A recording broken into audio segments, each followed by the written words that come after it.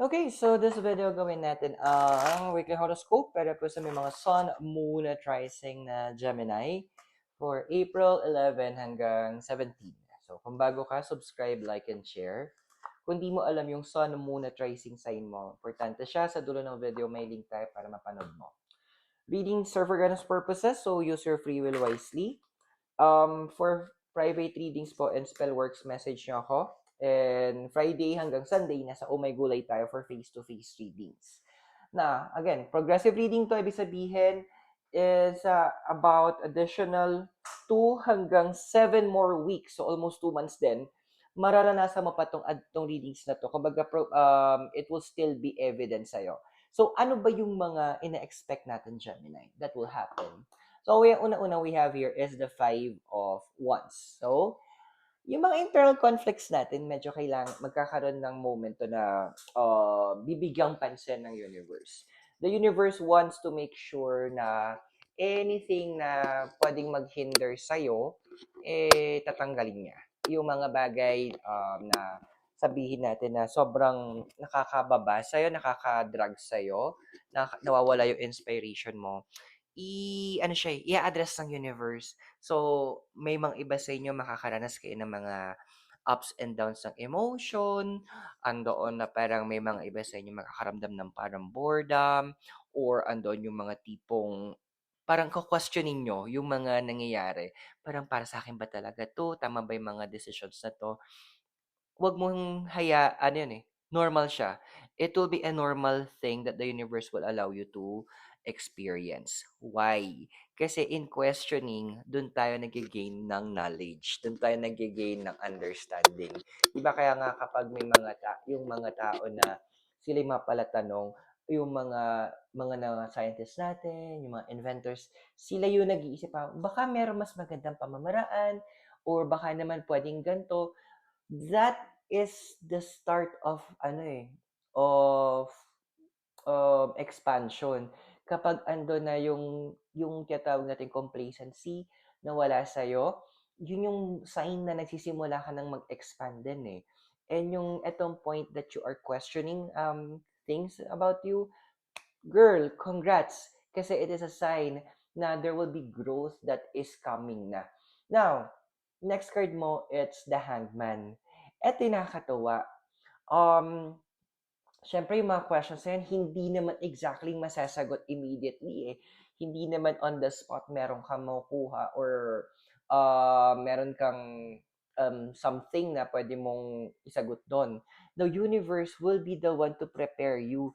Andito yung point na kapag may mga bagay na sabihin natin na kinwestiyon mo siya, unti-unti ibibigay sa'yo ng universe eh. That's how most of the time, yung madalas sa yung ginagawa ng universe. Hindi niya binibigay on lahat sa'yo. Andoon na kapag nakita niyang prepared ka na, sa kanya ibibigay.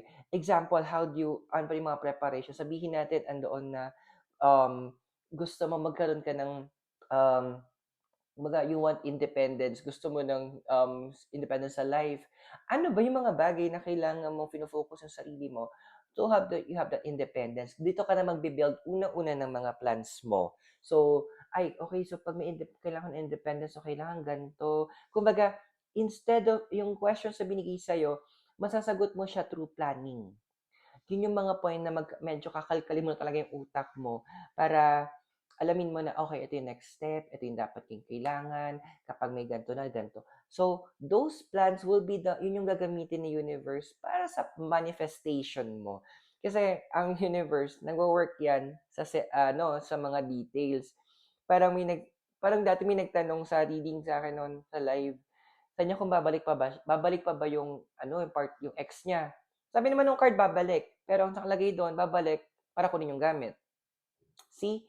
Although iba'y nasa isip niya, pero kasi the universe gusto niya detalyado. Sana ginamihan ng tanong na babalik pa ba siya para magkaayos kami. I'm sure iba yung magiging reading. Ngayon may iba magpipilosopo. Yun na rin naman yun eh. No. The universe will never assume. Kasi with the high priestess, even ang intuitions natin, very detailed, very specific yan. Di ba? Kasi pag minakaramdam tayo na hindi natin yung bet yung lugar or ayat sa tao, it's very specific. Hindi yung tipo ko questionin mo.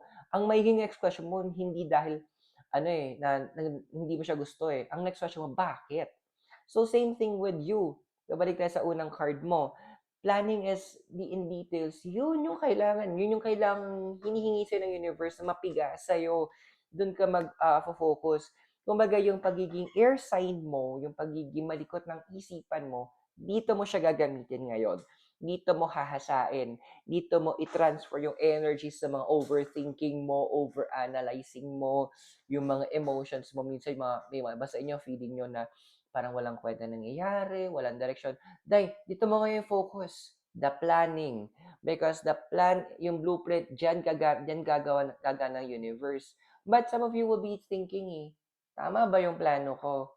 Sabi na Seven of Swords, yes, some of the plans hindi siya aakma, hindi siya magiging tama, hindi siya magiging maayos. Pero ang maganda nito kasi, Seven is about wisdom.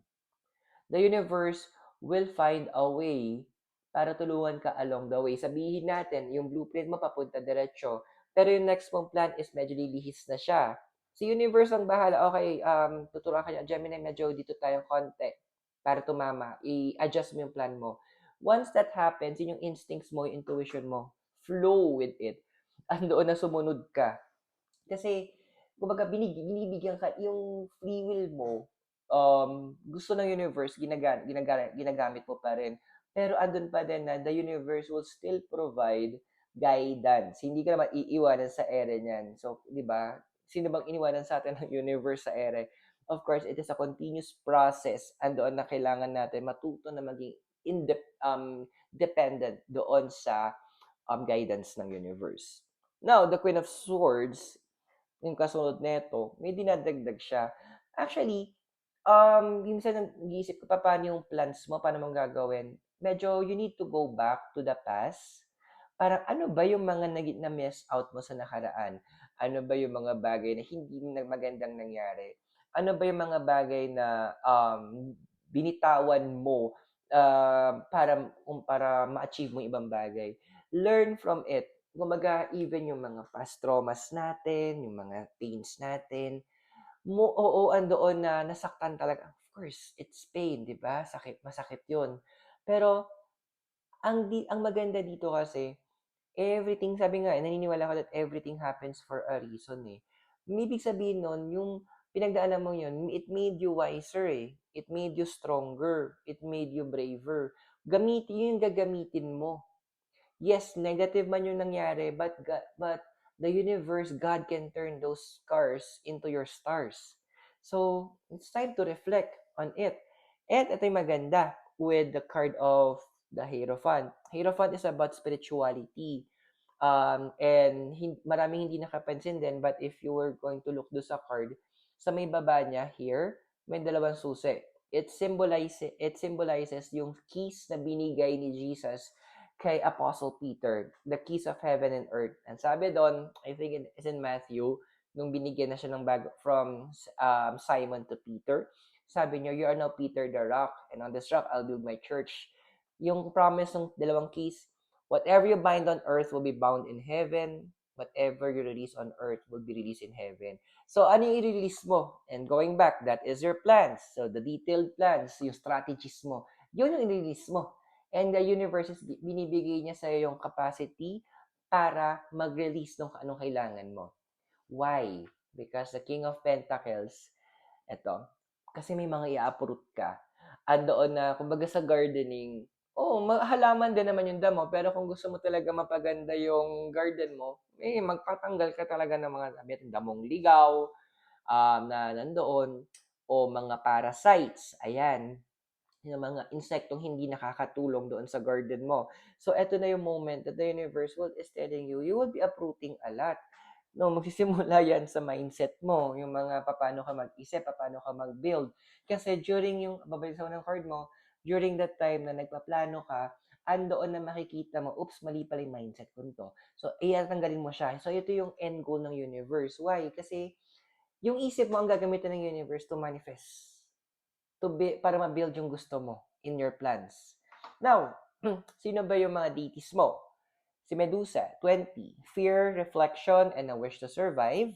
And si Persephone, number 16, simplicity, rejuvenation, and a wish to balance. Dude, Eto, gusto kong ipaalala din sa Gemini, hindi masamang magplano na ang center ng plano mo is sarili mo. Hindi masama na, magpaplano ka at ikaw yung magbe-benefit. Hindi selfish yun. Actually, tama yun kasi meron kang responsibility sa sarili mo. Kumbaga andoon din, sabi nga ni Medusa, ang dami mo ng pains that you have na pinagdaanan para sa ibang tao, tapos yung sa mga sacrifices mo. This time, yung sacrifices na gagawin mo is para sa sarili mo naman. Because Persephone wants you to also have a balanced nature din.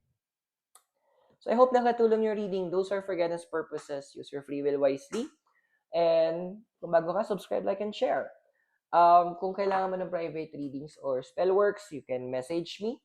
And Friday hanggang Sunday, nasa Oh My Gulay po tayo sa Session Road for face-to-face readings. So maraming salamat sa iyo. God bless. Namaste. Hare Krishna and blessed be and hope to see you soon. From Baguio City, have a great day. Bye for now.